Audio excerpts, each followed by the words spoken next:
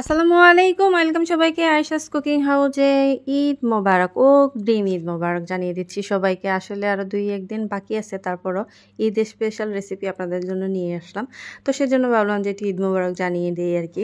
আজকের রেসিপিতে থাকছে পুডিং রেসিপি, আর A to Z সবকিছুই হাতে ধরে সবকিছু শিখিয়ে দিব, বলে দিব আপনাদেরকে। যারা জানেন না তাদের জন্য, নতুনদের জন্য।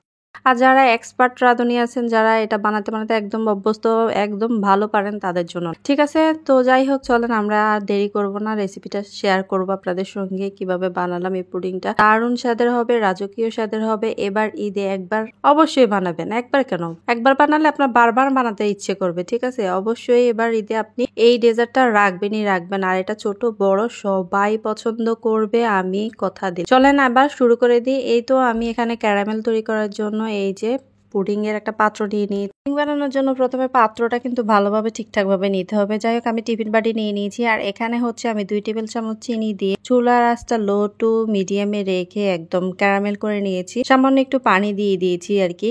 আর ক্যারামেলটা আপনাকে ভালো করে বুঝে শুনে করতে হবে। একদম চুলার আঁচটা হাই করে দিয়ে নাড়াচাড়া করলে কিন্তু পুড়ে যাবে, এরপর হচ্ছে তেতো লাগবে। যাই হোক, আমার ক্যারামেলটা হয়ে গেছে, আমি সেট করে এক পাশে রেখে দিয়েছি। আর এখানে আমি 3টা ডিম নিয়েছি, এখানে 3 টেবিল চামচ চিনি দিয়েছি, আর 1 চিমটি লবণ দিয়েছি স্বাদের ব্যালেন্সের জন্য। নেড়ে ছেড়ে মিশিয়ে নিচ্ছি, ডিমটা ফেটিয়ে নিলাম। এরপর হচ্ছে আমি 1 লিটার দুধকে একদম ঘন করে ফেলেছি, 250 গ্রাম করে ফেলেছি। ঠিক আছে, এরপর হচ্ছে আমি এখানে 3 টেবিল চামচ গুঁড়ো দুধ দিয়ে দিয়েছি। এখন এগুলো সবগুলো ভালো করে নেড়ে ছেড়ে মিশিয়ে নিচ্ছি। আর এই জন্য আমার মনে হলো যে এখানে একটু গুটি দিয়ে ঘুটে নিলে ভালো হয়, আপনারা চাইলে ব্লেন্ড করে নিতে পারেন। এরপর যে আমার গুঁড়ো দুধ আর দুধগুলো ভালোভাবে মেশানো হয়ে গেছে। এখন আমি এখানে 1 টেবিল চামচ ঘি দিয়ে দিয়েছি। ঘিটা দেওয়ার চেষ্টা করবেন, ফ্লেভারটা দারুণ আসে।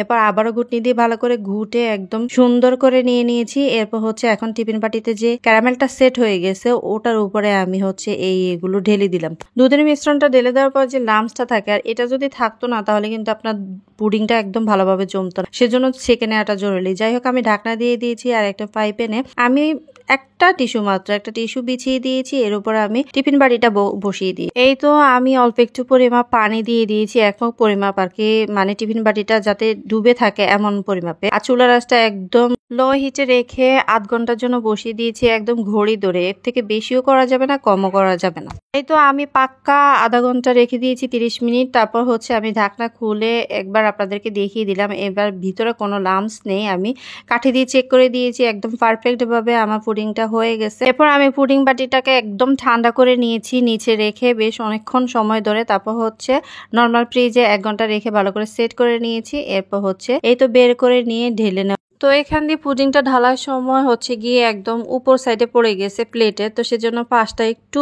ভেঙে গেছে। এটা দেখিয়ে দিচ্ছি আপনাদেরকে, নয়তো কিন্তু পুডিংটা একদম পারফেক্ট হয়েছে মাশাআল্লাহ। কালারে, স্বাদে, সব দিক দিয়ে আজকের ইফতারটা জমে গেছে, একদম পারফেক্ট একটা পুডিং হয়েছে। তো আপনারা যদি চান তাহলে অবশ্যই এভাবে ট্রাই করবেন। যাদের হাতে পুডিংটা একদম পারফেক্ট হয় না তারা অবশ্যই দুধটাকে ঘন করে দিবেন, গুঁড়ো দুধ দিবেন। এরপরও যদি না জমে তাহলে অবশ্যই আপনারা কর্নফ্লাওয়ার দিয়ে দিবেন, কিংবা চালের আটা বা ময়দা একটু ছিটিয়ে দিবেন, তাহলে একদম পারফেক্ট হবে। ধন্যবাদ সবাইকে।